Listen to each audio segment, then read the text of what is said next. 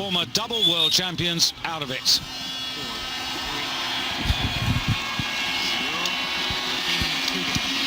The last final of the day. And in the Hungarian boat, Natasha Janic and Katalin Kovac, there they are. They've already won K2 gold. They've already just dived into the boat with Timea Paxi and Alexandra Kerestesi to try and get a double gold in the space of an hour. Well, you can see the two, there she is, there's Janic there from the K2. And Kovac, and you can see they're actually slightly out of breath. They've only just finished racing in the K2, but here they go again, and who knows what they can do in this K4 with a crowd behind them, with the races the Hungarians have been having. I wouldn't say that they're not going to win this. No, but fresh legs and arms. There's Silke Holman, Tanja Schuck, Miriam Franken and Caroline Leonhardt, just 21 years of age in the German women's K4. They should have the edge on the Hungarians, but the Hungarians, well, they only know one way, and that's to go out and try and really make everybody hurt. And at the moment, they have got the edge there, but only a slight one on the Germans. And then just looking closest to you in the white hats, that was the Australians in lane 8. Yeah, the Australians looking good there. They've stayed with the early pace. Hungarians are working very hard here, but they can't pull too much of a gap out of the Germans. It'll be interesting to see when we get to 500, where we've said this is where they put the burn in. Now, also, just on the far side, you can see the white kayak, and that is the Chinese who are pacing themselves off the Hungarians.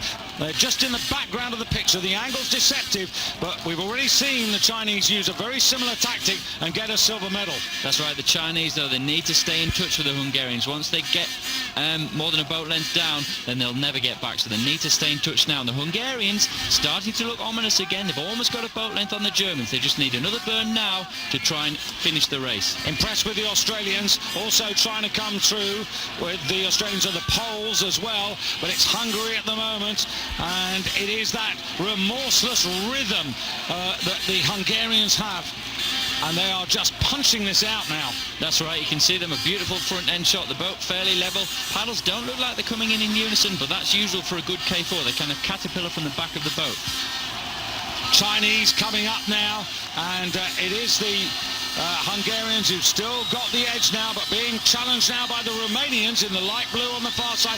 Chinese coming through. It's China versus Hungary now, and the Chinese have done exactly what I thought they would do, which is to try and pace off the Hungarians. And the Hungarians, have they got the strength to hold off the Chinese? The Chinese have gone for them, and I wonder if these two crews could pay for it now, because they've had a little dust up during that third quarter, and Germany have been watching and waiting. Well, it's up to China and it's up to Germany now to really put the burn in. There's only 30 seconds left. They've got to give everything into this if they're going to take over the Hungarians. I can't see it happening. There is the bow, the black bow there of the German kayak, and it is the Germans who are now posing the greatest threat. The Hungarians are focused, they're concentrating, they're looking straight ahead at that finish line. Here come Germany to try and take the silver medal away from the Chinese. They've done that. Now they're after the Hungarians, and now they're going to be counting bodies as they try to climb up alongside. And here come the Hungarians, the lines inside. Germany are charging now. They are. They've taken one. They're going for two.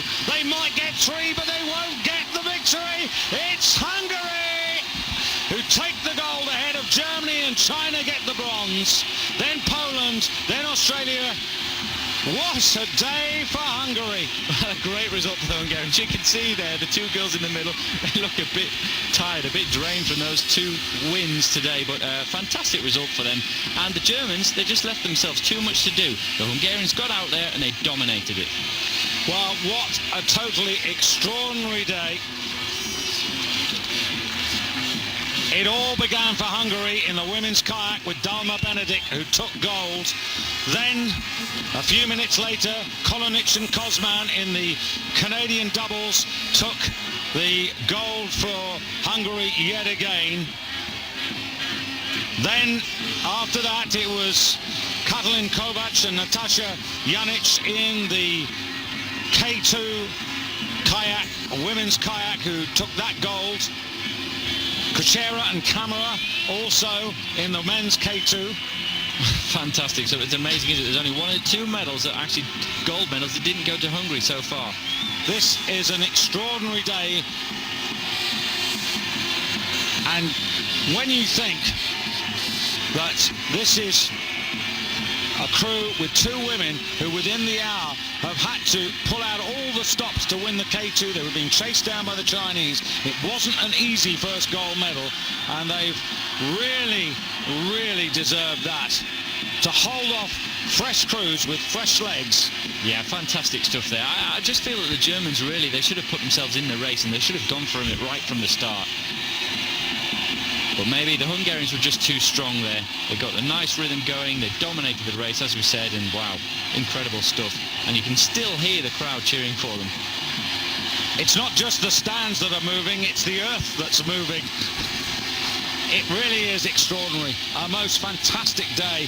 A privilege to watch athletes of this class deliver, and they deserve the paddle of honour. Yeah, absolutely. They deserve these shouts, the cheers from the crowds. Brilliant stuff, and it's their home World Championships. Why not? I can only hope, Malcolm, that next week at Eton in Great Britain, that the English, or I should say the Great Britain rowing squad, can have this sort of reception from the British fans if they deliver. It would be nice, wouldn't it, just getting themselves wet there. But I think it does make a difference. It's a huge psychological advantage once that crowd gets behind you, because when you get in the last 200 metres of a race, you can actually hear the crowd and it really lifts you. What a day for the Hungarians. Just amazing. You will never see, really, even at the Olympics, you will never see a better day's paddling. No, absolutely. This has been the most fantastic World Championships I've ever seen. It's incredible, and like you said before, it's bigger than the Olympics in many ways. This is the pinnacle for so many canoeist careers.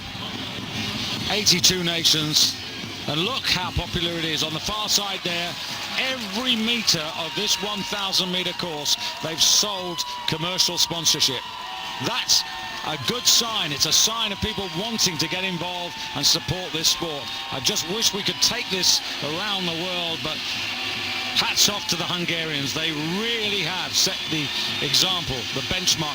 They hosted the Worlds here in 1998. They did a fantastic job then. They've even raised the bar again. They have, haven't they? And it's up to the other places to be able to provide an event as good as this one. It's absolutely fantastic. Great atmosphere, and of course, it's great for the Hungarians to have their home teams doing so well.